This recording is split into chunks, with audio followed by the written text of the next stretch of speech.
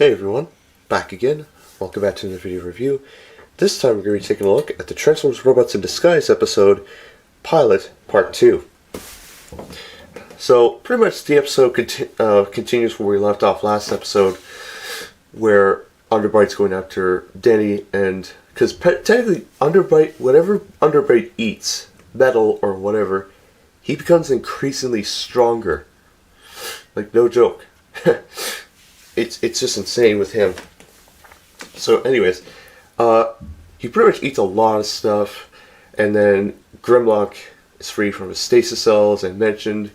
Well, that was in the last part, but anyways. And then he... Technically he's a Decepticon. You could see the Decepticon logo right around his thigh area, but he's actually an Autobot. We'll get to that in a bit. But anyways, he goes after Underbite. I was about to say you know what, but I'll get to that later. Pretty much he goes after another video. Goes after Underbite. Unfortunately, he gets Underbite gets the upper hand, takes him down, messes around with the other Autobots, and then proceeds to go after his goal, which is get to Crown City and eat everything. Because he actually ate a whole city on Cybertron. And my goodness, he's that bodybuilder type personality. I know, but which is pretty cool. Anyways, so Bumblebee insists that he can take him on himself, but Strongarm wants to learn from Bumblebee because he was taught by Optimus, and Bumblebee's like, well, I'm not Optimus Prime. Anyways, it's understandable with Bumblebee, but man, you gotta be, I don't know. I don't want to criticize Bumblebee in this, but come on. You're not gonna take a single Decepticon on your own, depending on who it is. If it's Starscream, maybe. If it's Underbite, whatever, no, that's not gonna fly. Anyways, so going back to what I was saying, so we heads to the city, and pretty much essentially everyone blockades the area, the entrance, and then Sideswipe. Well, pretty much beforehand, everyone scans vehicle modes, which is very cool. Yeah, Strongarm, or she, I should say, sorry, is a very Hummer police truck. Bumblebee's vehicle mode is similar to his Transformers Prime appearance, and then Sideswipe turns into a nice little Ferrari, Lamborghini kind of crossover vehicle. Very cool, I must say.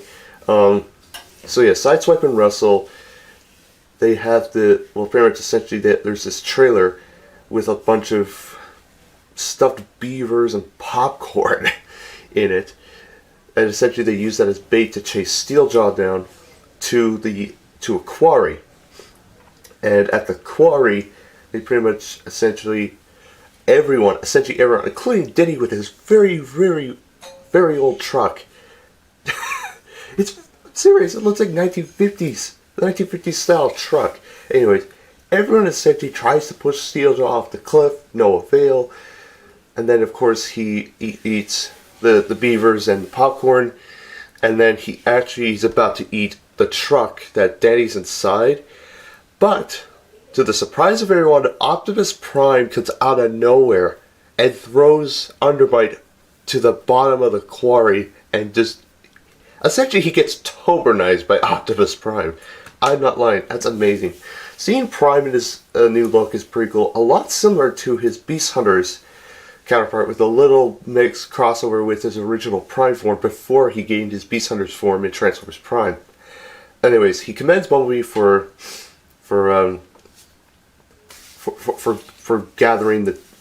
essentially making this team. And then he says that the universe has a plan for him. We don't know what the plan is. And then he just essentially disappears. Technically, I'll get to that in a minute. But, anyways, at the end, Underbite is put back in a stasis pod. Grimlock's put under probation as a result of his, heroic efforts. Don't worry, and he cheers about it, but obviously it's a bad thing in real life. And then everyone celebrates. So yeah, all in all, I gotta say, this was an amazing episode, an amazing like opener to the series. I'm curious to see, what the other Decepticons will do. Anyways, now, according to the second season, we are expected to see a lot of characters from Transformers Prime appear in it, which I'm really excited about. So it will solve a lot of mysteries. Soundwave and Laserbeak trapped in the Shadow Zone, and Skyquake as his Terracon form, and Arachnid, and wherever the hell she is with her Decepticons, and Megatron. Where is Megatron? Like, is he somewhere? Like, did he decide to retire? And I don't know. Starscream, is he dead? And the Predacons. Yeah, and of course Shockwave. It's a lot of characters. But anyways, that's cool. Now, as for Optimus Prime, I have a feeling we're gonna see him come back, like, to life as like a physical, before he sacrificed himself into the core of Cybertron at the end of Transformers Prime. If you know what I'm saying. Like, I wouldn't be surprised to see if he comes back at all. Yes, he's technically one of the secondary characters, but one of the primary ones.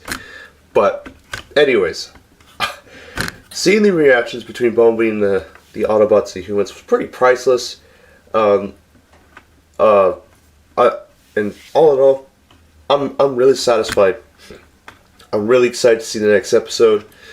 I'm curious to see what goes on in it. Yes, I'm aware that the first 13 episodes were aired elsewhere before it aired in the US and Canada, but I'm not watching the episodes like way too far ahead because I want to be surprised and whatever. Anyways, guys, that's another story.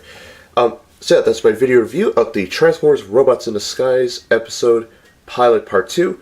I will see you all very soon. I'll be back as soon as possible next video. Yes, take care, see you soon, have a great day, and I'll catch you all later. Bye-bye.